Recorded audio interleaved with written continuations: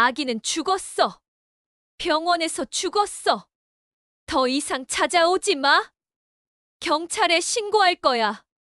말수는 그 자리에 주저앉았습니다. 내 아이가 죽었다니. 말수는 그날 이후 죽은 사람처럼 살았습니다. 아기를 잃은 상실감과 죄책감은 말순의 영혼을 갉아먹었습니다. 말수는 그저 살아남기 위해 하루하루를 버텼습니다. 그리고 42년이 흘렀습니다. 오늘 사연을 시작하겠습니다. 2025년 3월 서울 여의도. 새벽 5시가 되기 전 거리는 아직 어둠에 잠겨 있습니다. 한강 위로 희미한 안개가 피어오르고 가로등 불빛만이 텅 빈 도로를 밝히고 있었죠. 강상그룹 본사 빌딩 앞에는 몇몇 청소 인력들이 하나둘 모여들기 시작했습니다.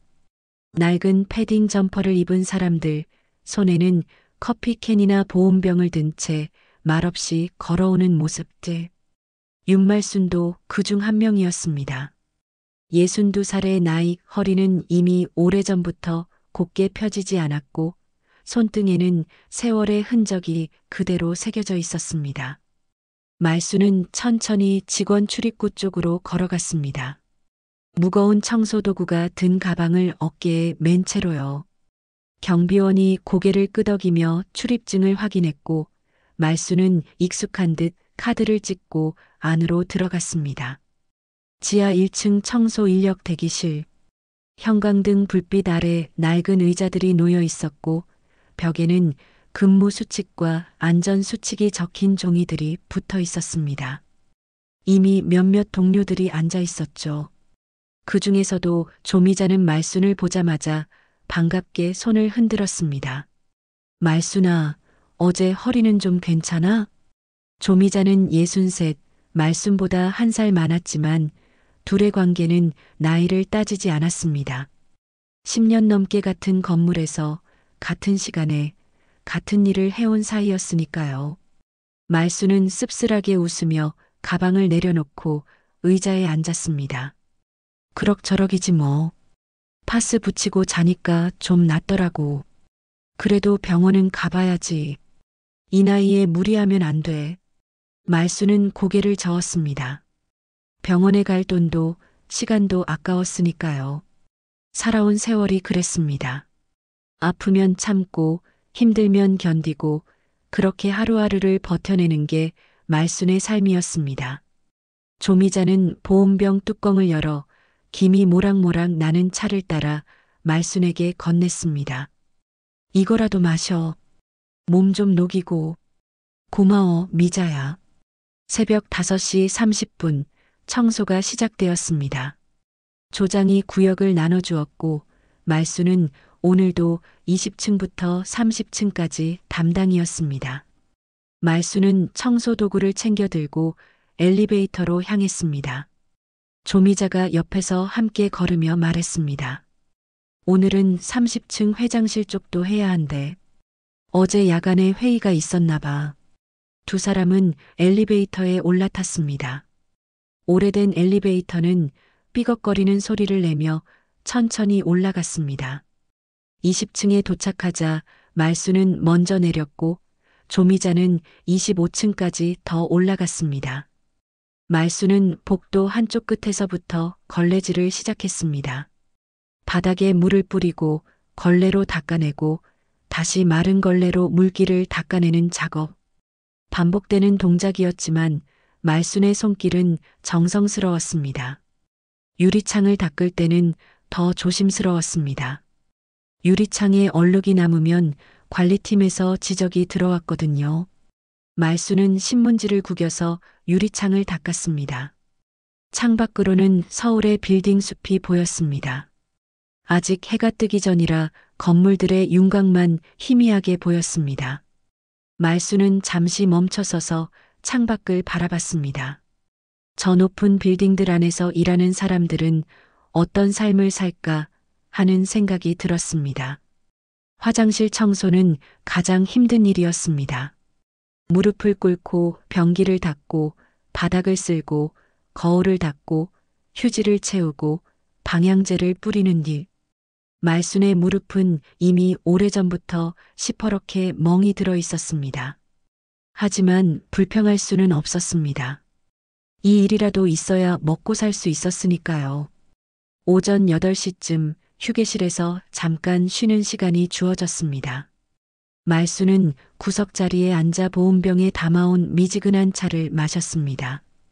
조미자가 옆에 앉으며 깊은 한숨을 내쉬었죠. 후, 오늘따라 더 힘드네. 말순아, 우리 이러다 언제까지 이 일할 수 있을까? 솔직히 말해봐. 글쎄, 몸이 허락할 때까지겠지. 그 외에 뭘 할 수 있겠어. 그러게 말이야. 어쩌다 이 나이 먹도록 남의 회사 똥만 치우는 팔자가 됐는지 애도 없고 남편도 없고 우리 같은 사람들은 늙어서 어떻게 되는 걸까? 조미자의 목소리에는 깊은 한숨이 섞여 있었습니다. 말수는 아무 대꾸도 하지 않았습니다. 조미자의 말이 틀린 건 아니었으니까요. 60이 넘도록 혼자 살아온 말순에게는 기댈 곳이 아무것도 없었습니다. 자식도 가족도 집도 없었죠. 월세방 하나 겨우 유지하며 한 달에 150만 원 남짓한 월급으로 살아가는 게 전부였습니다. 조미자는 억지로라도 밝게 웃으며 말순의 어깨를 두드렸습니다. 말순아, 그래도 우리 아직 살아있잖아.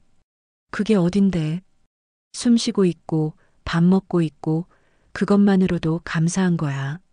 말순도 따라 웃었지만 그 웃음은 공허했습니다.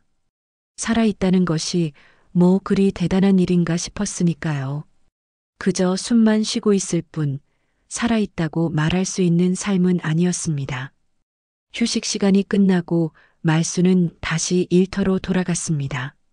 30층 회장실 복도를 청소하는 일이 남아 있었죠. 이곳은 일반 직원들도 함부로 올 수 없는 공간이었습니다.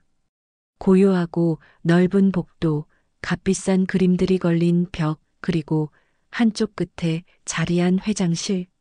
말순은 이곳을 청소할 때마다 묘한 기분이 들었습니다.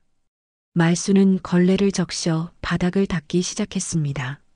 말순은 무심코 목에 걸린 작은 금목걸이를 만지작거렸습니다. 가느다란 체인에 달린 작은 십자가 하나. 낡고 빛이 바랜 그 목걸이는 말순이 가진 유일한 귀금속이었습니다. 40년도 더 된 물건이었죠. 말순은 창밖을 바라보며 혼잣말처럼 중얼거렸습니다. 그때 그 아이가 살아있을까? 어디선가 잘 살고 있을까? 말순의 눈가에 이슬이 맺혔습니다. 하지만 말순은 재빨리 눈물을 닦아냈습니다. 울 시간도 울 자격도 없다고 생각했으니까요. 말순은 고개를 저으며 다시 청소를 이어갔습니다. 생각해봐야 소용없는 일이었습니다. 이미 너무 오래전 일이었고 돌이킬 수도 확인할 수도 없는 과거였으니까요. 그저 가끔 이렇게 혼자 있을 때면 떠오르는 얼굴이 있을 뿐이었습니다.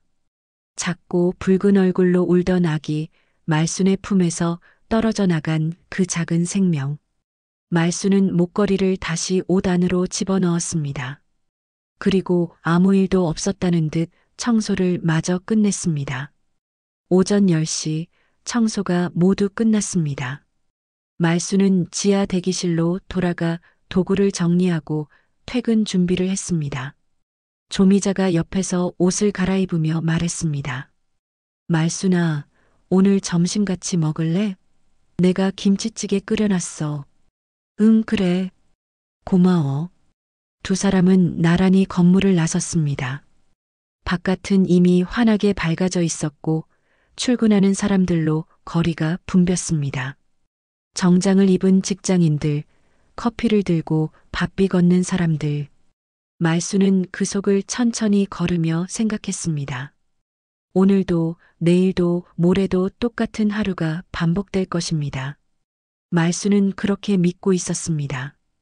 자신의 삶에는 더 이상 아무 일도 일어나지 않을 거라고요. 하지만 말순은 아직 몰랐습니다. 운명이란 예고 없이 찾아온다는 것을요.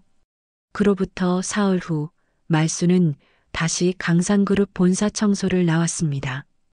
오늘은 유독 몸이 무겁게 느껴졌습니다. 간밤에 잠을 설쳤거든요. 이상한 꿈을 꿨습니다. 42년 전 21살 말순이 작은 아기를 안고 울고 있는 꿈이었습니다.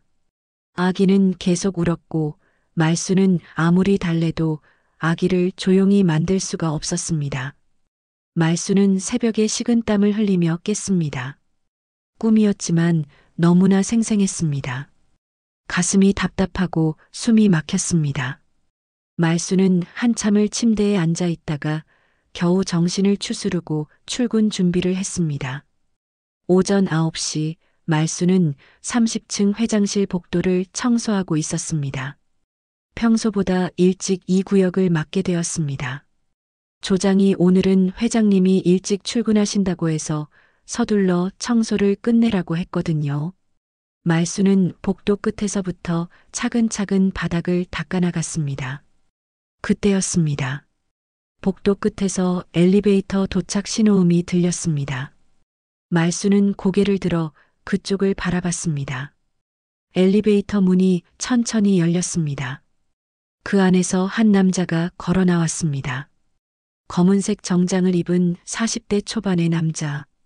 단정한 헤어스타일, 날카로운 눈매, 그리고 차갑게 굳은 표정. 강지훈 회장이었습니다. 말순은 그 순간 온몸이 얼어붙는 느낌을 받았습니다. 심장이 터질 듯 빠르게 뛰기 시작했습니다. 손에 들고 있던 걸레가 바닥에 떨어졌습니다. 말순의 눈은 지훈의 얼굴에 고정되었습니다. 저 얼굴, 저 눈매, 저 코, 저 입술. 42년 전 그 남자와 똑같았습니다. 말순의 머릿속에 기억이 쏟아져 들어왔습니다. 1983년 봄 21살의 말순은 서울 강남 어느 부잣집에서 식모살이를 하고 있었습니다.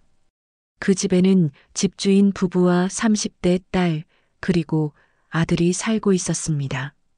아들은 25살로 대학을 갓 졸업한 상태였습니다. 말순은 청소와 빨래, 식사 준비를 맡았습니다.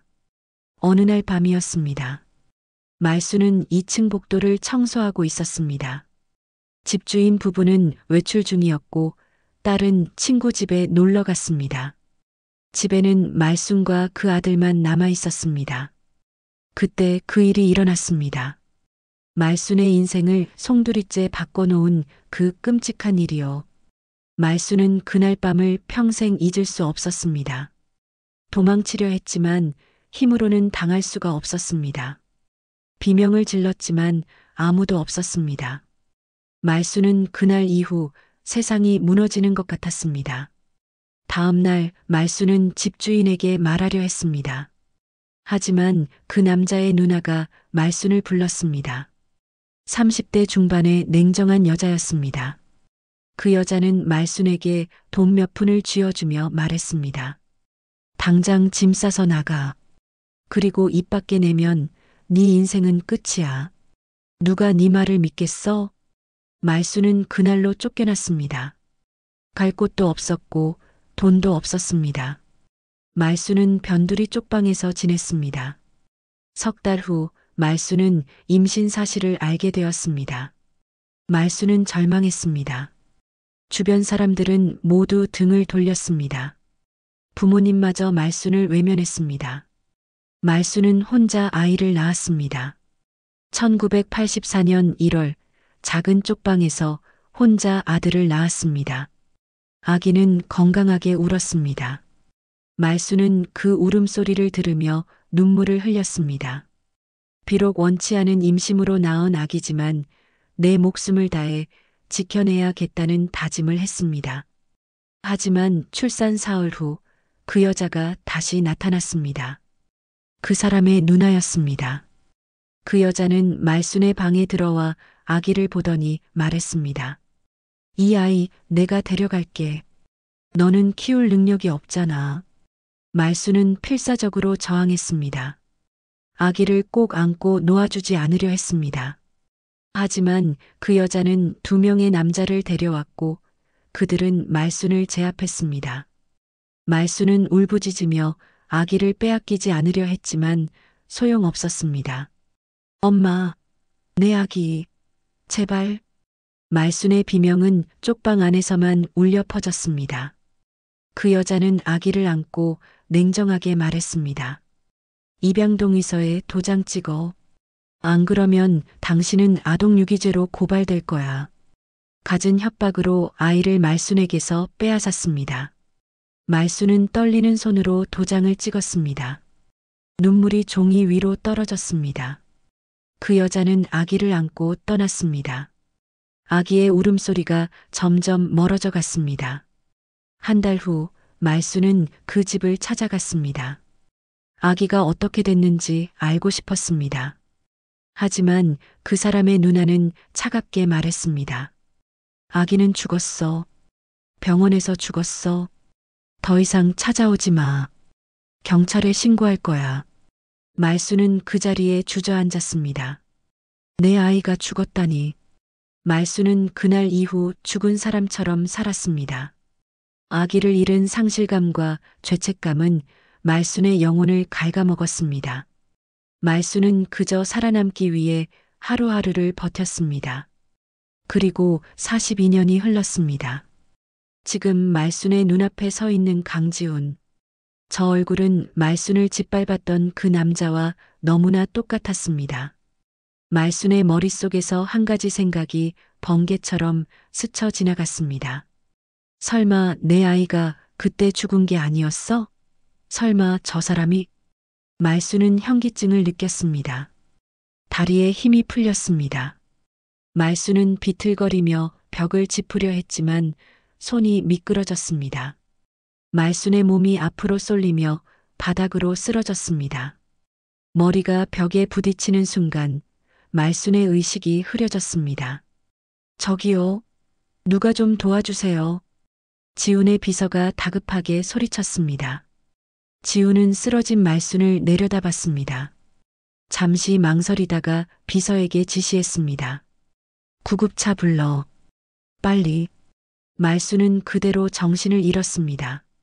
어둠 속으로 빠져들어갔습니다. 그 어둠 속에서 말순은 다시 꿈을 꿨습니다. 아기가 울고 있었습니다. 말순은 아기를 안으려 손을 뻗었지만 닿지 않았습니다. 1시간 후 말순은 병원 응급실에서 깨어났습니다. 천장에 하얀 형광등이 눈부셨습니다. 옆에서 조미자가 말순의 손을 잡고 있었습니다. 말순아, 정신 차렸어? 괜찮아? 말순은 천천히 고개를 끄덕였습니다. 머리가 지끈거렸습니다. 말순은 입술을 떨며 중얼거렸습니다. 저 얼굴 그때 날 범했던 그 사람이랑 똑같아. 뭐? 말순아, 무슨 소리야? 말순은 조미자를 바라봤습니다. 눈에서 눈물이 흘러내렸습니다. 미자야, 내 아이네가 낳았던 아이 혹시 살아있는 거 아닐까? 죽었다고 했는데 거짓말이었던 거 아닐까? 조미자는 당황스러운 표정으로 말순을 바라봤습니다. 말순은 평생 자신의 과거를 숨기고 살았습니다. 아무에게도 말하지 않았습니다. 하지만 이제는 더 이상 참을 수가 없었습니다.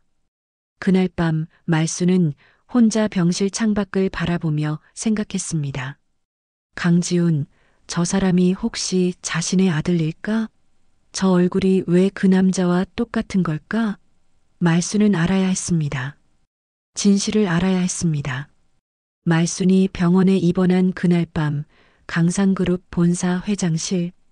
강지훈은 창밖을 바라보며 서 있었습니다. 서울의 야경이 화려하게 펼쳐져 있었지만 지훈의 마음은 어두웠습니다.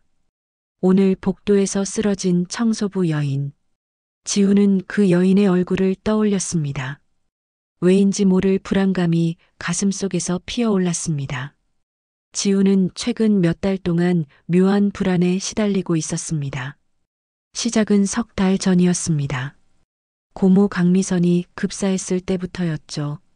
칠순이 된 고모는 지훈을 키운 유일한 가족이었습니다.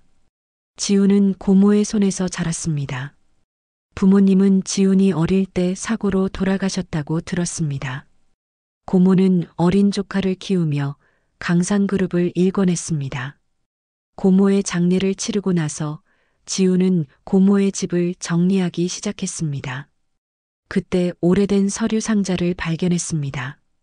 먼지가 쌓인 상자 안에는 낡은 서류들이 가득 들어 있었습니다. 지우는 무심코 서류들을 꺼내봤습니다. 그중 한 장의 서류가 지훈의 눈길을 끌었습니다. 출생신고서 원본이었습니다. 지훈은 서류를 자세히 읽어봤습니다. 생년월일, 출생 장소, 그리고 부모 정보. 지훈의 손이 떨리기 시작했습니다. 부 강태준 모 윤말순. 지훈은 충격을 받았습니다. 강태준은 고모의 남동생이었습니다. 지훈이 어릴 적 몇 번 본 적이 있는 삼촌이었죠. 하지만 출생신고서에는 아버지로 기재되어 있었습니다. 그리고 어머니는 윤말순이라는 낯선 이름이었습니다. 지훈이 알고 있던 이야기는 이랬습니다. 부모님은 두 분 다 지훈이 3살 때 교통사고로 돌아가셨고 고모가 지훈을 입양해서 키웠다고요. 하지만 출생신고서의 내용은 완전히 달랐습니다. 지훈은 서둘러 다른 서류들을 뒤졌습니다. 그 중에서 입양동의서 사본을 발견했습니다. 입양동의서에는 생모 윤말순이 아이를 강미선에게 입양시킨다는 내용이 적혀 있었습니다. 날짜는 1984년 1월 15일. 지훈의 생일은 1984년 1월 12일이었습니다. 태어난 지 사흘 만에 입양된 것이었습니다. 지훈은 그 자리에 주저앉았습니다. 머릿속이 복잡했습니다.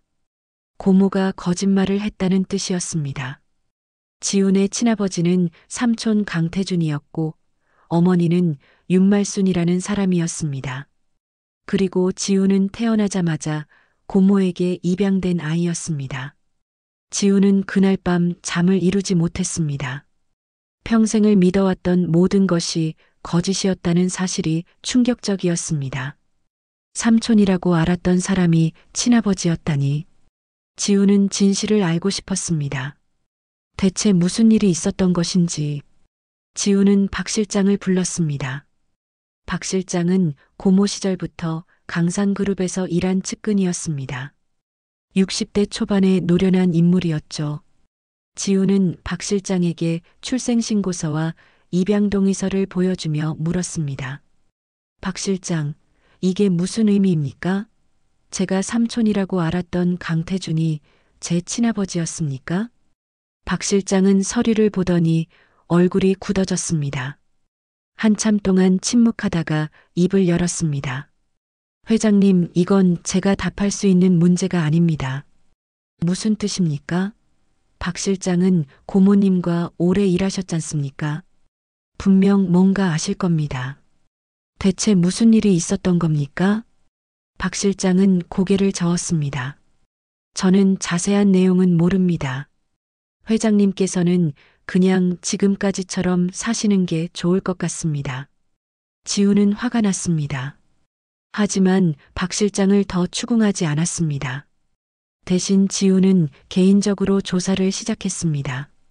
사설 탐정을 고용해서 윤말순이라는 이름을 추적했습니다. 몇 주 후 탐정이 보고서를 가져왔습니다. 윤말순이라는 이름을 가진 여성이 현재 강산그룹 본사에서 청소부로 일하고 있다는 내용이었습니다. 지훈은 믿을 수 없었습니다. 자신의 친어머니가 같은 건물에서 일하고 있다니. 지훈은 박 실장을 다시 불렀습니다. 이번에는 탐정 보고서를 내밀며 강하게 추궁했습니다.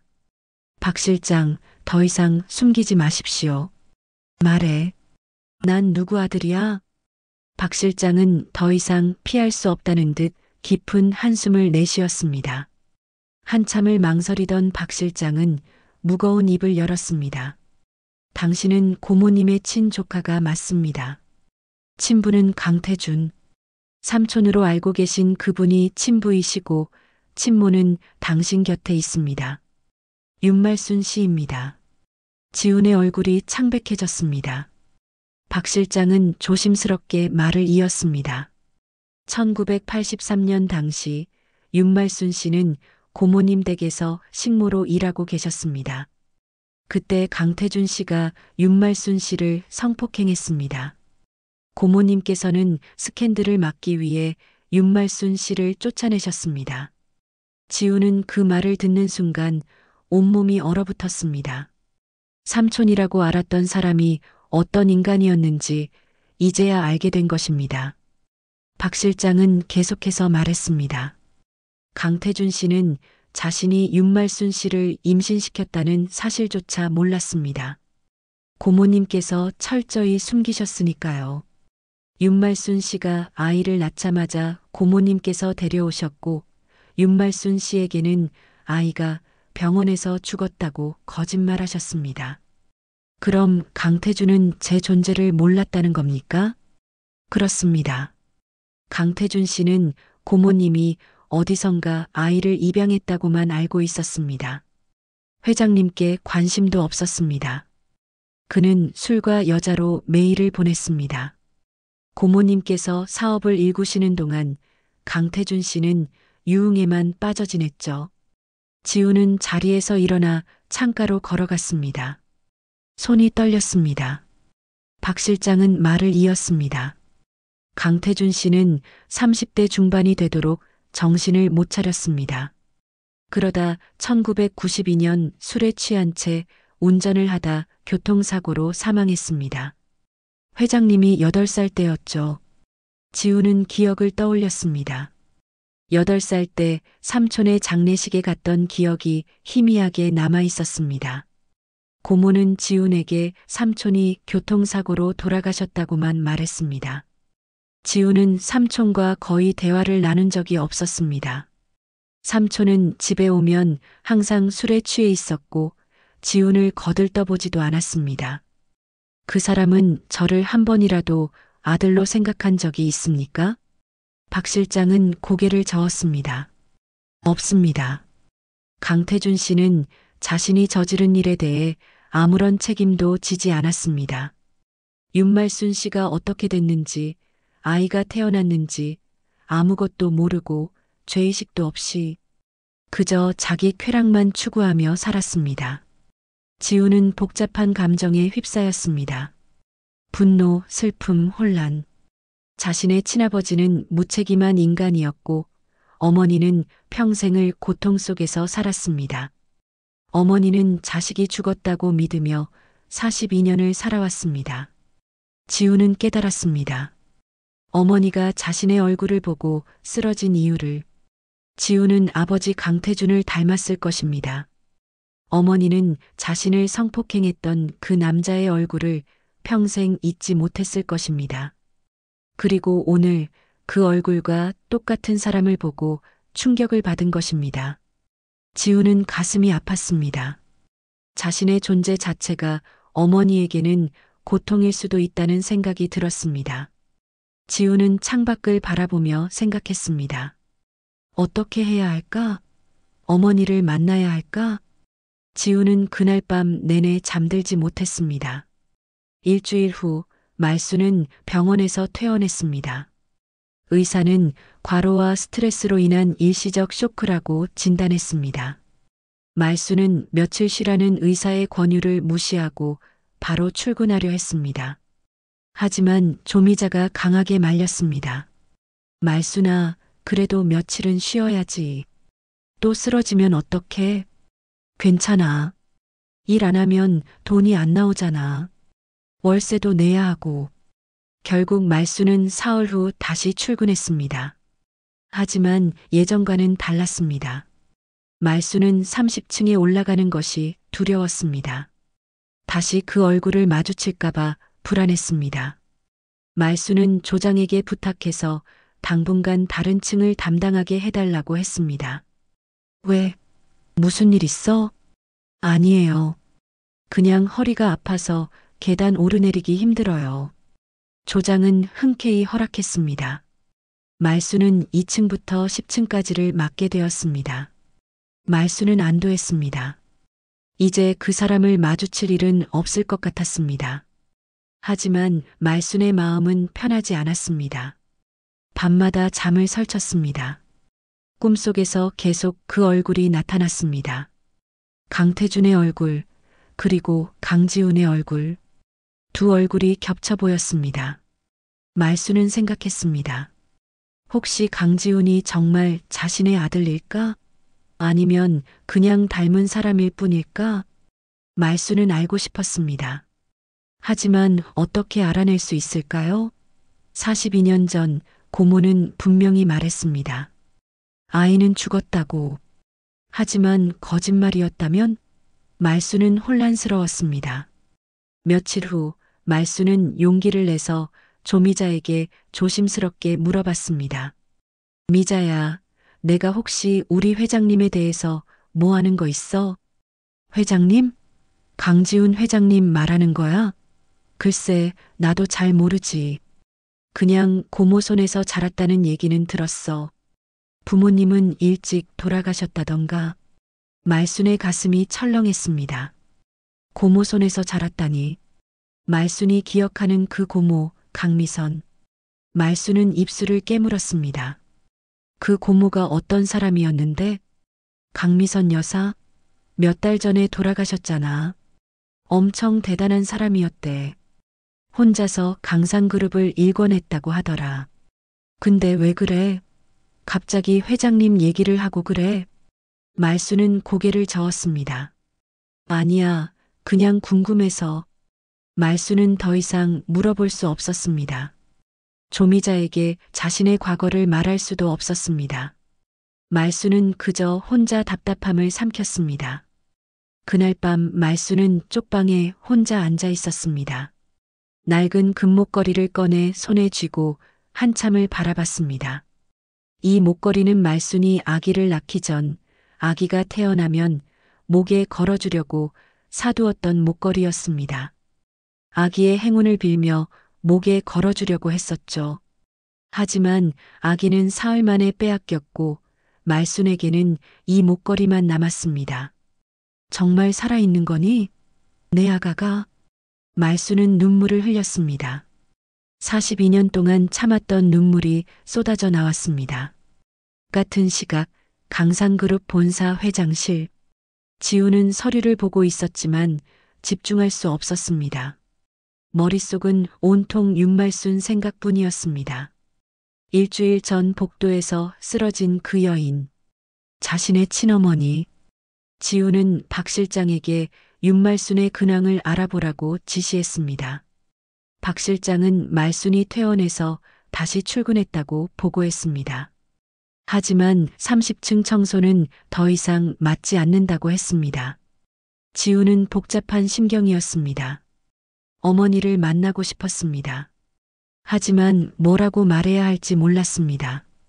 42년 동안 자식이 죽은 줄 알고 살아온 어머니에게 갑자기 나타나서 뭐라고 말할 수 있을까요?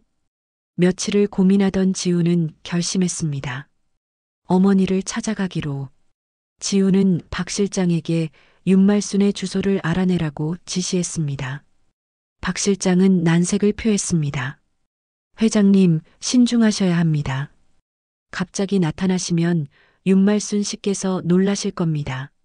알고 있습니다. 하지만 만나야 합니다. 더 이상 미룰 수 없어요. 박 실장은 더 이상 말리지 않았습니다. 다음 날 지우는 윤말순의 주소를 받았습니다. 서울 변두리 낡은 다세대 주택이었습니다. 주말 오후 지우는 혼자 그곳을 찾아갔습니다. 운전기사도 비서도 대동하지 않았습니다. 지우는 낡은 건물 앞에 섰습니다. 페인트가 벗겨진 외벽, 녹슨 철제 계단. 지우는 천천히 계단을 올라갔습니다. 2층 끝방. 문패에는 윤말순이라고 적혀 있었습니다. 지우는 초인종을 눌렀습니다. 잠시 후 문이 열렸습니다. 말순이 문 앞에 섰습니다. 말순은 지훈을 보는 순간 얼굴이 하얗게 질렸습니다. 당신은? 지훈은 말순을 바라봤습니다. 가까이서 보니 말순의 얼굴에는 세월의 흔적이 깊이 새겨져 있었습니다. 주름진 얼굴, 거친 손, 그리고 두려움 가득한 눈빛. 지우는 입을 열었습니다. 윤말순 씨입니까? 저는 강지훈입니다. 말씀드릴 게 있어서 찾아왔습니다. 말순은 한 발 뒤로 물러섰습니다. 온몸이 떨렸습니다. 왜 여기까지 오셨습니까? 제가 뭘 잘못했습니까? 지우는 차분하게 말했습니다. 잘못하신 게 아닙니다. 그냥 여쭤볼 게 있어서 왔습니다. 잠시 시간 내주실 수 있으십니까? 말수는 망설였습니다. 하지만 거절할 수 없었습니다. 말수는 문을 열고 지훈을 안으로 들였습니다. 좁은 방 안에는 낡은 가구들이 놓여 있었습니다. 지훈은 방을 둘러봤습니다. 이곳이 어머니가 살아온 공간이구나. 지훈의 가슴이 먹먹해졌습니다. 말수는 작은 의자를 내주며 떨리는 목소리로 물었습니다. 무슨 일로 오셨습니까? 지훈은 말순을 바라봤습니다. 어디서부터 말해야 할까요? 지훈은 천천히 입을 열었습니다. 윤말순 씨, 저는 당신에 대해 알게 됐습니다. 1984년 1월, 당신이 아기를 낳으셨다는 것도 알고 있습니다. 말순의 얼굴이 창백해졌습니다. 손이 바들바들 떨렸습니다. 그게 어떻게... 지우는 조심스럽게 말을 이었습니다. 고모님이 돌아가시고 저는 서류를 발견했습니다. 출생신고서와 입양동의서를요. 거기에는 당신 이름이 적혀 있었습니다. 생모로요. 말수는 그 말을 듣는 순간 눈앞이 캄캄해졌습니다. 다리에 힘이 풀려 주저앉았습니다. 지우는 황급히 말순을 부축했습니다. 괜찮으십니까? 말수는 지훈의 얼굴을 올려다봤습니다. 눈에서 눈물이 흘러내렸습니다. 그럼 당신이 내 아들이란 말입니까? 죽었다고 들었는데 살아 있었던 겁니까? 지훈은 고개를 끄덕였습니다. 네, 저는 당신의 아들입니다. 말수는 울음을 터뜨렸습니다. 42년 동안 참았던 울음이 쏟아져 나왔습니다. 지훈은 말없이 말순을 바라봤습니다. 복잡한 감정이 가슴속에서 소용돌이쳤습니다. 말순은 한참을 울었습니다. 42년 동안 쌓였던 슬픔과 그리움이 한꺼번에 쏟아져 나왔습니다. 지훈은 말없이 기다렸습니다.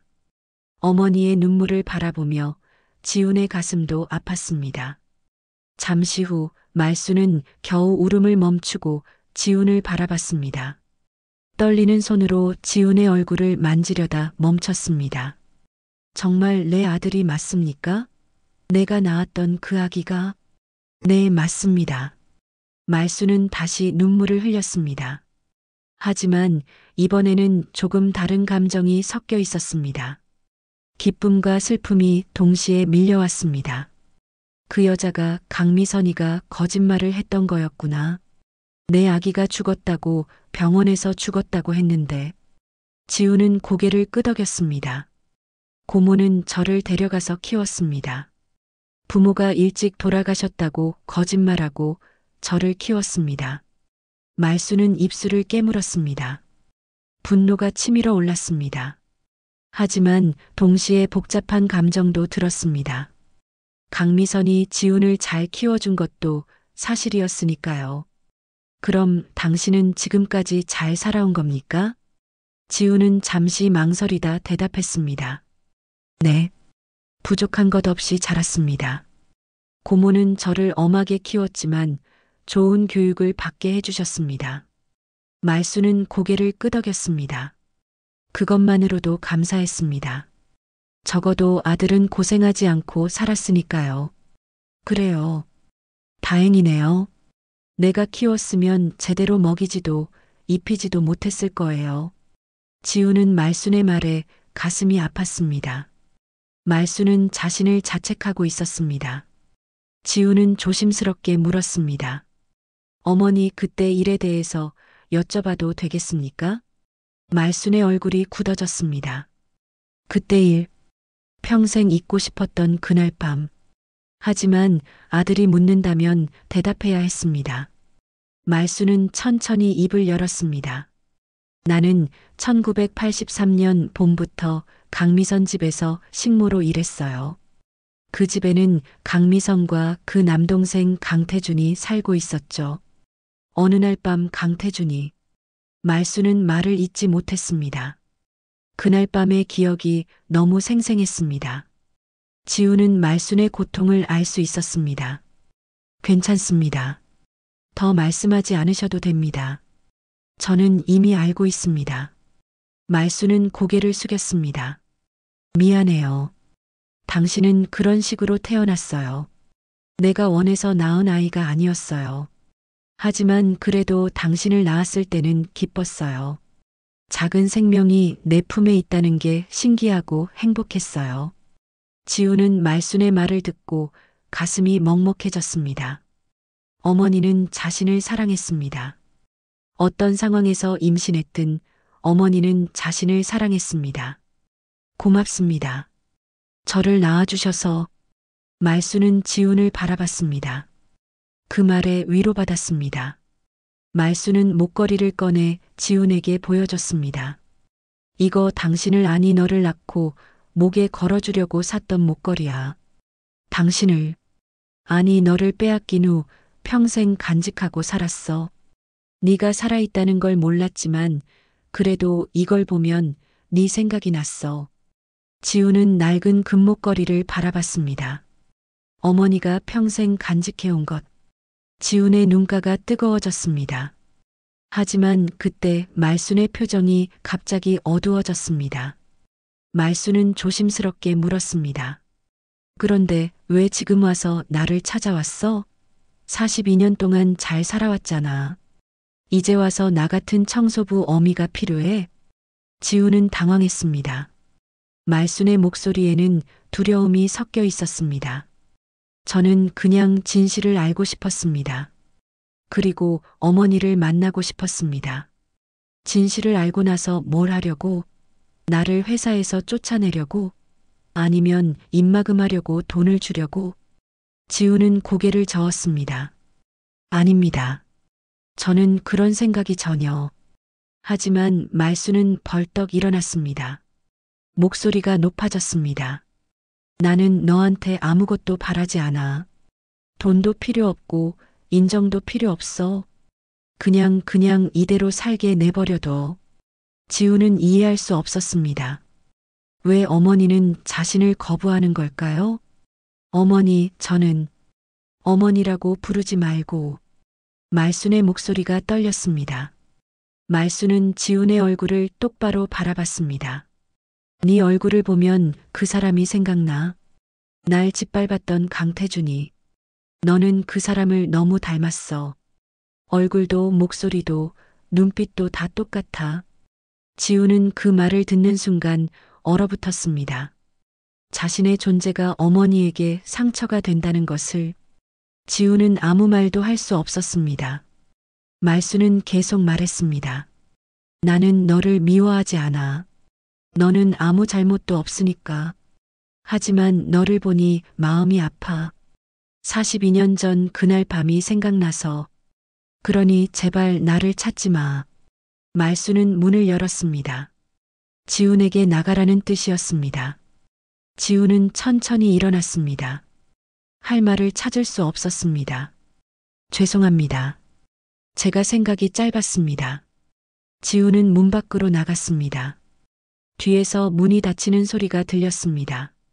지훈은 좁은 복도에 서서 한참을 그 자리에 있었습니다. 가슴이 무너지는 것 같았습니다. 지훈은 계단을 내려가며 생각했습니다. 자신은 어머니에게 아픔일 뿐이구나. 자신의 얼굴 자체가 어머니에게는 트라우마구나. 지우는 차에 올라타 한참을 멍하니 앉아 있었습니다. 한편 방 안에 남은 말순도 문에 등을 기대고 주저앉았습니다. 눈물이 흘러내렸습니다. 말순은 거짓말을 한 것입니다. 아들의 얼굴이 아픈 것은 사실이었지만 그래도 만나고 싶었습니다. 하지만 말순은 두려웠습니다. 자신 같은 사람이 아들의 인생에 짐이 될까봐. 청소부 어미가 재벌 회장 아들에게 부끄러운 존재가 될까봐. 미안해 내 아들아. 엄마가 너한테 짐이 되고 싶지 않아. 말수는 밤새 울었습니다. 그리고 다음 날 말수는 회사에 사표를 냈습니다. 더 이상 강산그룹에서 일할 수 없었습니다. 아들과 마주칠까봐 두려웠습니다. 조장은 놀라며 물었습니다. 왜 갑자기? 무슨 일 있어? 아니요. 그냥 고향으로 내려가려고요. 이제 나이도 있고 몸도 안 좋아서요. 말수는 그렇게 거짓말을 했습니다. 조미자도 말렸지만 말수는 결심을 바꾸지 않았습니다. 일주일 후 말수는 짐을 싸서 서울을 떠났습니다. 경남 창원에 있는 작은 요양병원에서 일자리를 구했습니다. 말수는 다시 사라졌습니다. 아들의 곁에서 조용히 물러난 것입니다. 한 달이 흘렀습니다. 지우는 어머니를 찾을 수 없었습니다. 말수는 회사에 사표를 냈고 집도 빼고 떠났습니다. 지우는 사설 탐정을 동원해서 찾아봤지만 소용없었습니다. 말수는 흔적도 없이 사라졌습니다. 지우는 죄책감에 시달렸습니다. 자신이 어머니를 다시 상처 입힌 것입니다. 괜히 찾아가서 어머니를 불편하게 만들었습니다. 지우는 일에 집중할 수 없었습니다. 밤마다 어머니의 마지막 말이 귓가에 맴돌았습니다. 네 얼굴을 보면 그 사람이 생각나. 지우는 거울을 볼 때마다 자신의 얼굴이 미워졌습니다. 이 얼굴이 어머니에게는 고통이었습니다. 지우는 강산그룹 회장으로서의 업무를 수행했지만 마음은 텅 비어 있었습니다. 그러던 어느 날 이사회가 소집되었습니다. 지우는 회의실로 들어갔습니다. 이사들이 모두 자리에 앉아 있었습니다. 하지만 분위기가 이상했습니다. 평소와 달리 냉랭한 공기가 감돌았습니다. 박 실장이 먼저 입을 열었습니다. 회장님, 오늘 긴급 이사회를 소집한 이유는 중대한 사안이 있어서입니다. 지우는 박 실장을 바라봤습니다. 박 실장의 표정이 굳어 있었습니다. 무슨 일입니까? 이사 중 한 명이 서류를 내밀었습니다. 회장님의 출생에 관한 의혹이 제기되었습니다. 회장님께서 청소부의 아들이란 소문이 돌고 있습니다. 또 다른 이사가 말했습니다. 더 심각한 것은 회장님이 성폭행으로 인해 임신되어 낳은 아이였다는 소문입니다. 이런 소문이 언론에 알려지면 강산그룹의 이미지에 치명적입니다.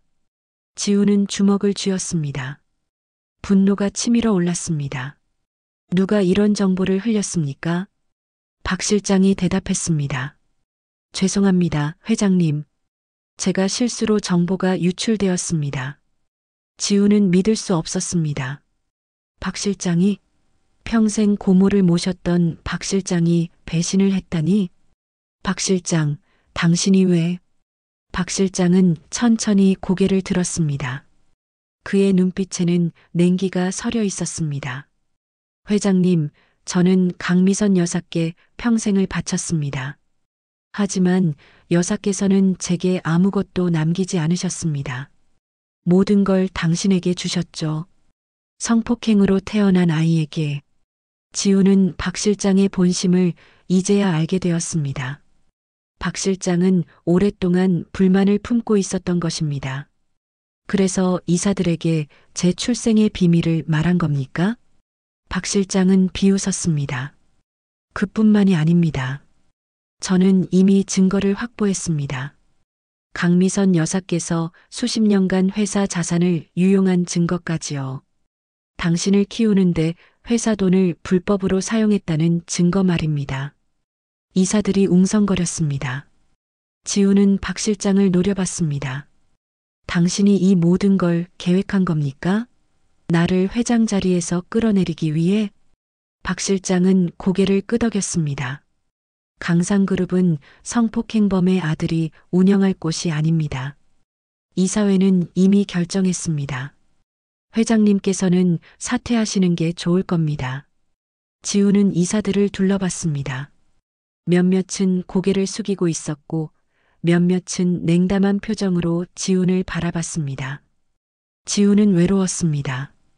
평생을 함께 일한 사람들이 한순간에 등을 돌렸습니다. 이사회는 제 해임을 논의하는 겁니까?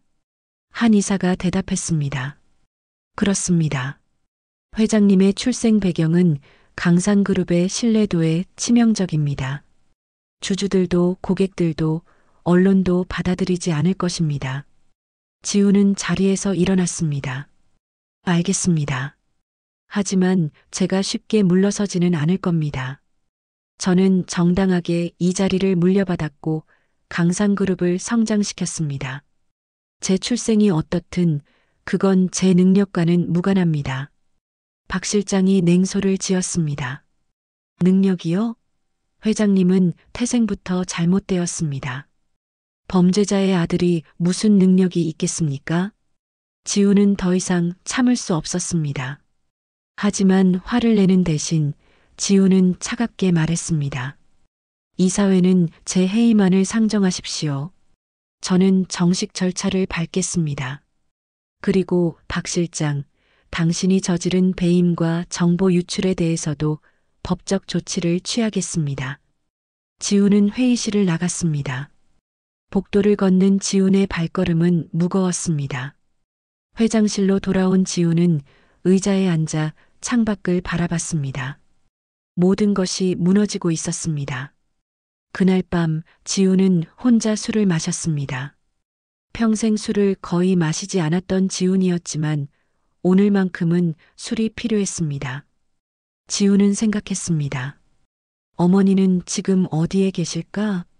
어머니는 이 소식을 들으면 어떻게 생각하실까? 지훈은 자신이 어머니를 원망하지 않는다는 것을 깨달았습니다. 오히려 어머니가 더 큰 고통을 겪었습니다. 어머니는 평생을 죄책감과 상실감 속에서 살았습니다.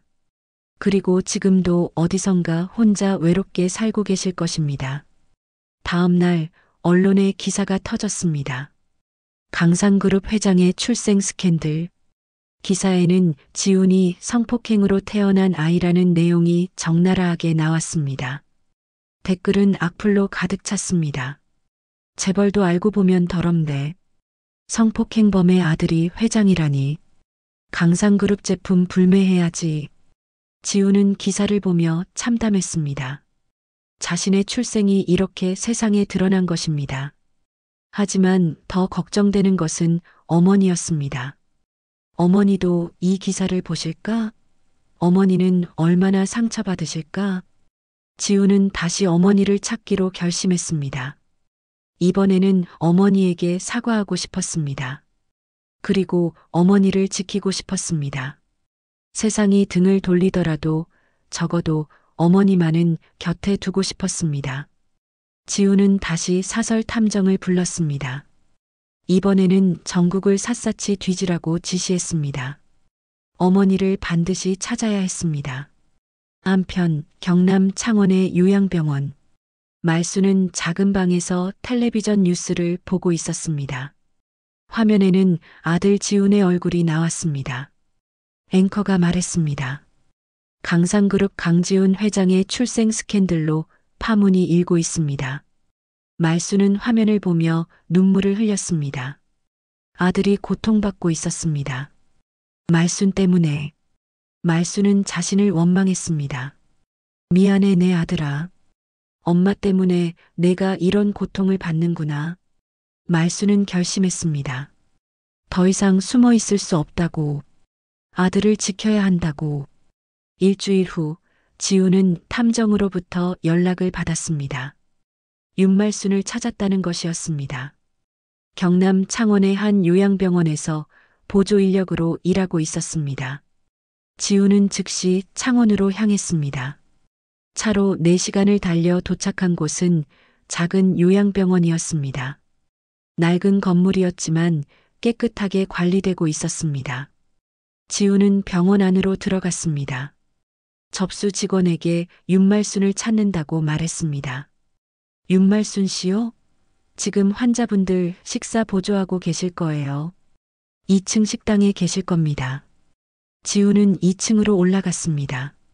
복도 끝 식당 문을 열었습니다. 안에는 노인들이 식사하고 있었고 몇몇 보조 인력들이 식사를 돕고 있었습니다. 지우는 어머니를 찾았습니다. 말수는 한 할머니 옆에 앉아 밥을 떠먹여 드리고 있었습니다. 할머니, 천천히 드세요. 급하게 드시면 체해요. 말순의 목소리는 부드러웠습니다. 할머니는 말순을 보며 미소 지었습니다. 지우는 그 모습을 보며 가슴이 뭉클했습니다. 어머니는 여기서도 누군가를 돌보며 살고 있었습니다. 지우는 조심스럽게 다가갔습니다. 말수는 지훈을 보는 순간 손을 멈췄습니다. 숟가락이 바닥에 떨어졌습니다. 네가 어떻게... 지훈은 말순을 바라봤습니다. 어머니 찾았습니다. 이야기 좀 나눌 수 있을까요? 말순은 주변을 둘러봤습니다. 다른 직원들이 지훈을 신기한 듯 바라보고 있었습니다. 말순은 고개를 끄덕이고 할머니에게 양해를 구했습니다. 할머니, 제가 잠깐 다녀올게요. 금방 올게요. 두 사람은 병원 뒤편 작은 정원으로 나갔습니다. 벤치에 마주 앉았습니다. 한참 침묵이 흘렀습니다. 지훈이 먼저 입을 열었습니다. 어머니, 왜 말없이 떠나셨습니까? 말수는 고개를 숙였습니다. 나는 너에게 짐이 되고 싶지 않았어. 너는 훌륭한 사람이야. 나 같은 청소부 어미가 곁에 있으면 방해가 될 거야. 지우는 고개를 저었습니다. 어머니는 짐이 아닙니다. 저는 어머니가 필요합니다. 말수는 지훈을 바라봤습니다. 눈에서 눈물이 흘렀습니다. 뉴스 봤어. 네가 얼마나 힘든지 다 내 탓이야. 내가 제대로 된 어미였다면 네가 이런 고통을 받지 않았을 텐데. 지훈은 말순의 손을 잡았습니다. 처음으로 어머니의 손을 제대로 잡았습니다. 거칠고 주름진 손이었습니다. 평생 고생한 흔적이 그대로 남아 있었습니다. 어머니 잘못이 아닙니다. 잘못은 저를 낳게 한 그 사람에게 있습니다.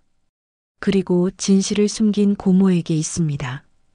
어머니는 피해자일 뿐입니다. 말수는 울음을 터뜨렸습니다. 지훈의 말에 위로받았습니다. 지훈은 계속 말했습니다. 저는 지난 한 달 동안 많은 생각을 했습니다. 제 출생이 부끄러웠습니다. 제 얼굴이 어머니에게 고통이라는 게 괴로웠습니다. 하지만 이제는 깨달았습니다. 제가 어떻게 태어났든 어머니는 저를 사랑했습니다. 그것만으로 충분합니다. 말수는 지훈을 바라봤습니다. 아들의 눈빛이 진심이었습니다. 정말 나를 원망하지 않니? 네. 오히려 감사합니다. 저를 낳아주셔서 살려주셔서. 말수는 한참을 울었습니다. 42년 동안 짊어졌던 죄책감이 조금씩 내려놓아졌습니다. 지훈은 말순이 진정될 때까지 기다렸습니다. 잠시 후 말순이 물었습니다.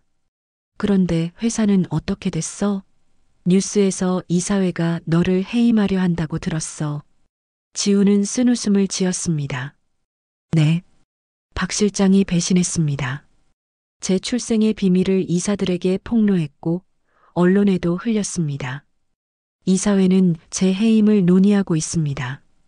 말수는 가슴이 아팠습니다. 다 내 탓이야. 내가 제대로 된 어미였다면.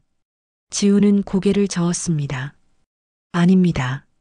이건 박 실장의 욕심 때문입니다. 박 실장은 오래전부터 회사를 차지하려 했던 것 같습니다. 제 출생은 핑계일 뿐입니다. 말수는 조심스럽게 물었습니다. 그럼 어떻게 할 거야? 지우는 결연한 표정을 지었습니다. 싸워야죠. 저는 정당하게 이 자리를 물려받았습니다. 그리고 고모님이 회사 자산을 유용했다는 박 실장의 주장도 거짓입니다. 저는 증거를 찾을 겁니다. 말수는 지훈의 모습에서 강인함을 느꼈습니다. 아들은 이미 어른이 되어 있었습니다. 말수는 물었습니다. 내가 도울 수 있는 게 있을까? 지훈은 말순을 바라봤습니다. 네. 제 곁에 있어 주세요. 어머니가 곁에 있으면 저는 힘이 날 것 같습니다. 말수는 망설였습니다. 자신이 정말 도움이 될까? 하지만 아들의 눈빛을 보니 거절할 수 없었습니다. 알겠어. 하지만 나는 엄마라는 이름으로 불릴 자격이 없어. 나는 아무것도 해준 게 없으니까. 지우는 말순의 손을 꽉 잡았습니다. 저는 얼마나 부르고 싶었는지 몰라요. 엄마라고. 그 한마디에 말순의 눈에서 눈물이 쏟아졌습니다. 42년 만에 아들이 자신을 엄마라고 불렀습니다. 말순은 평생 듣고 싶었던 그 말을 이제야 들었습니다. 고마워 내 아들. 두 사람은 서로의 손을 꼭 잡았습니다. 오랜 세월 떨어져 있었지만 이제는 함께였습니다. 지우는 말순에게 말했습니다. 엄마, 서울로 같이 가요. 저는 엄마와 함께 이 싸움을 이겨내고 싶어요. 말순은 고개를 끄덕였습니다. 그래. 이제는 도망치지 않을게. 나도 너를 지키고 싶어. 다음 날 말순은 병원에 사직서를 냈습니다. 그리고 지훈과 함께 서울로 돌아왔습니다. 지훈은 말순을 위해 아파트를 마련했습니다. 말순은 처음으로 제대로 된 집에서 살게 되었습니다. 하지만 평온은 오래가지 않았습니다. 다음 주 강산그룹 긴급 이사회가 열렸습니다. 박 실장은 내부 고발 자료를 제출했습니다. 고모 강미선이 회사 자금을 유용했다는 증거라고 주장했습니다. 이사들은 동요했습니다. 이런 상황에서는 회장님께서 물러나시는 게 회사를 위해 낫습니다. 주주들도 더 이상 회장님을 신뢰하지 않습니다. 지우는 이사들의 말을 들으며 분노를 삼켰습니다. 하지만 포기하지 않았습니다. 지우는 마지막 카드를 꺼냈습니다. 박 실장, 당신이야말로 수십 년간 회사 자산을 빼돌린 진범입니다. 저는 증거를 확보했습니다. 지우는 서류를 내밀었습니다. 박 실장의 비자금 계좌, 횡령 증거들이 담겨 있었습니다. 이사회는 술렁였습니다. 박 실장의 얼굴이 하얗게 질렸습니다. 이건 어떻게? 지우는 차갑게 말했습니다. 당신은 고모님을 배신했고, 나를 배신했고, 회사를 배신했습니다. 이제 그 대가를 치를 시간입니다. 이사회는 순식간에 뒤집혔습니다. 지훈이 제출한 증거는 명확했습니다. 박 실장이 수십 년간 회사 자금을 빼돌렸다는 은행 거래 내역, 비자금, 계좌, 그리고 해외 부동산 구입 증거까지. 이사들은 경악했습니다. 이게 정말입니까? 박 실장, 당신이 이런 짓을. 박 실장은 창백한 얼굴로 자리에서 벌떡 일어났습니다. 이건 조작입니다. 회장이 나를 모함하는 겁니다. 지우는 차갑게 말했습니다. 조작이 아닙니다. 저는 지난 한 달간 회계법인과 함께 철저히 조사했습니다. 당신이 고모님 곁에서 일하면서 얼마나 많은 돈을 빼돌렸는지 다 확인했습니다. 당신이 고모님을 이용해 회사 자금을 유용한 증거도 있습니다. 이사 중 한 명이 서류를 검토하더니 고개를 끄덕였습니다. 이건 사실인 것 같습니다. 박 실장, 해명하시죠. 박 실장은 말문이 막혔습니다. 변명할 여지가 없었습니다. 박 실장은 마지막으로 지훈을 노려봤습니다. 그래도 당신은 성폭행범의 아들입니다. 그 사실은 변하지 않아요. 지훈은 박 실장의 말에 흔들리지 않았습니다. 대신 당당하게 대답했습니다. 맞습니다. 저는 성폭행으로 태어났습니다. 하지만 그것이 제 잘못입니까? 제 어머니는 피해자였고 저는 그 상황에서 태어난 생명일 뿐입니다. 제가 어떻게 태어났든 저는 강산그룹을 위해 최선을 다했습니다. 이사회는 조용해졌습니다. 지훈의 말에 누구도 반박하지 못했습니다. 지훈은 계속 말했습니다. 저의 출생이 부끄러운 것이라면 저는 인정하겠습니다. 하지만 제 어머니는 평생 그 고통을 짊어지고 살아왔습니다. 저는 더 이상 어머니가 숨어 사는 것을 원하지 않습니다. 오늘 저는 세상에 제 어머니를 소개하고 싶습니다. 이사들은 당황했습니다. 지훈이 무슨 말을 하려는 건지 알 수 없었습니다. 지훈은 회의실 문을 열었습니다. 밖에서 말순이 조심스럽게 들어왔습니다. 단정한 옷차림이었지만 긴장한 표정이었습니다. 지훈은 말순의 손을 잡고 이사들 앞으로 이끌었습니다. 이분이 제 친모 윤말순 여사입니다. 이사들은 말순을 바라봤습니다. 말순은 고개를 숙였습니다. 부끄러움과 두려움이 동시에 밀려왔습니다. 하지만 지훈이 손을 꽉 잡아주었습니다. 지훈은 말을 이었습니다. 제 어머니는 42년 전 끔찍한 일을 당했습니다. 그리고 저를 낳았습니다. 하지만 고모는 어머니에게서 저를 빼앗았고 제가 죽었다고 거짓말했습니다. 어머니는 평생 죄책감과 슬픔 속에서 살아왔습니다. 지훈의 목소리가 떨렸습니다. 저는 더 이상 어머니가 그림자처럼 사는 것을 원하지 않습니다. 어머니는 잘못이 없습니다. 어머니는 피해자였고 생존자였고 저를 사랑했던 분입니다. 저는 이제 세상에 떳떳하게 말하고 싶습니다. 이분이 제 어머니라고. 이사회는 숙연해졌습니다. 몇몇 이사들은 고개를 숙였습니다. 지훈은 마지막으로 말했습니다. 여러분이 저를 회장 자리에서 끌어내리고 싶으시다면 그렇게 하십시오. 하지만 저는 제 어머니를 부끄러워하지 않을 것입니다. 그리고 강상그룹이 진정으로 올바른 회사가 되길 원한다면 박 실장 같은 사람이 아니라 정직한 사람이 이끌어야 합니다. 한 이사가 일어나 박수를 쳤습니다. 그리고 다른 이사들도 하나둘 일어나 박수를 쳤습니다. 박 실장만이 굳은 표정으로 자리를 박차고 나갔습니다. 이사회는 결정했습니다. 박 실장을 해임하고 지훈을 계속 회장으로 추대하기로. 회의가 끝나고 지훈과 말순은 회장실로 돌아왔습니다. 말순은 아직도 믿기지 않는다는 표정이었습니다. 정말 괜찮은 거야? 내가 네 곁에 있어도? 지훈은 웃으며 대답했습니다. 괜찮은 정도가 아니라 꼭 필요합니다. 엄마 없이는 제가 이렇게 용기를 내지 못했을 거예요. 말순은 눈물을 닦았습니다. 지훈은 창밖을 바라보며 말했습니다. 엄마, 다음 주에 강상그룹 창립 기념식이 있습니다. 그 자리에서 엄마를 정식으로 소개하고 싶어요. 세상에 떳떳하게. 말순은 놀라며 물었습니다. 정말 그래도 돼? 사람들이 뭐라고 할 텐데. 지훈은 고개를 저었습니다. 상관없어요. 이제는 숨지 않을 거예요. 엄마도 저도. 며칠 후 강상그룹 창립 기념식이 열렸습니다. 대강당에는 수백 명의 직원들과 언론이 모였습니다. 지훈은 연단에 올랐습니다. 그리고 준비한 연설을 시작했습니다. 오늘 이 자리에서 저는 여러분께 한 분을 소개하고 싶습니다. 제가 오늘 소개할 분은 제 생애 가장 위대한 사람입니다. 사람들이 웅성거렸습니다. 지훈은 무대 옆을 바라봤습니다.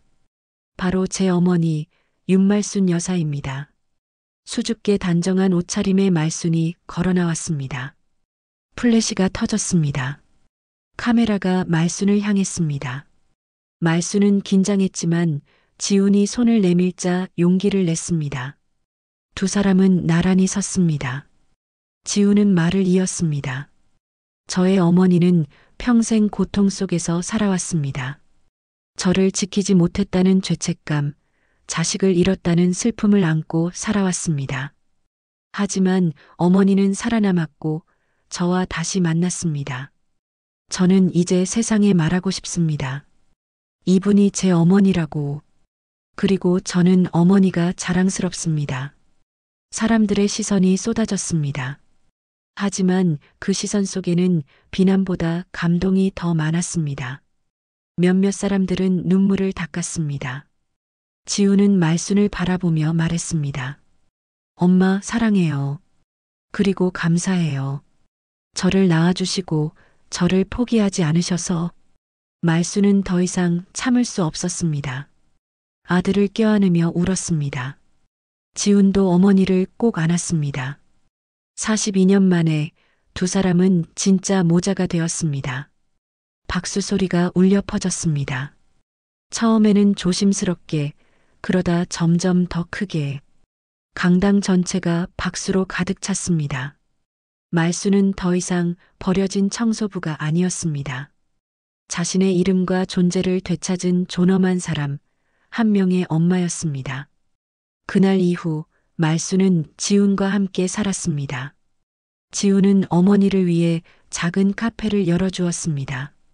말수는 그곳에서 손님들을 맞으며 행복하게 살았습니다.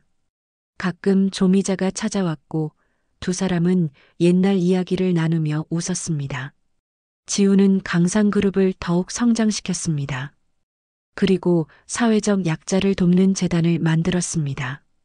특히 성폭력 피해자와 미혼모를 지원하는 프로그램을 운영했습니다.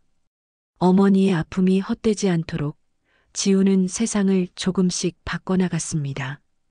말수는 매일 아침 일어나 거울을 보며 생각했습니다. 나는 이제 행복하다고. 아들이 곁에 있고 떳떳하게 살 수 있고 사랑받고 있다고. 말수는 목에 걸린 낡은 금목걸이를 쓰다듬었습니다. 이제 이 목걸이는 슬픔의 상징이 아니라 생존의 증거였습니다. 그리고 지훈도 매일 어머니에게 전화했습니다. 엄마, 오늘 저녁 같이 먹어요. 그래, 우리 아들. 엄마가 맛있는 거 해줄게. 두 사람은 이제 진짜 가족이었습니다. 늦었지만 다시 찾은 사랑이었습니다. 그리고 그 사랑은 세상 그 무엇보다 소중했습니다. 이 이야기가 마음에 닿으셨다면 댓글로 여러분의 생각을 들려주세요. 여러분의 작은 응원 한마디가 다음 영상 제작에 큰 힘이 됩니다.